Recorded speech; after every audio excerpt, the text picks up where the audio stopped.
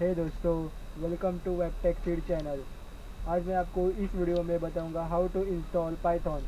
अगर आपने मेरे चैनल को अभी तक सब्सक्राइब नहीं किया है तो प्लीज़ कर लीजिए, क्योंकि मैं आगे आपके लिए ऐसे और बहुत सारे वीडियोस लेके आऊँगा। तो चलिए शुरू करते हैं।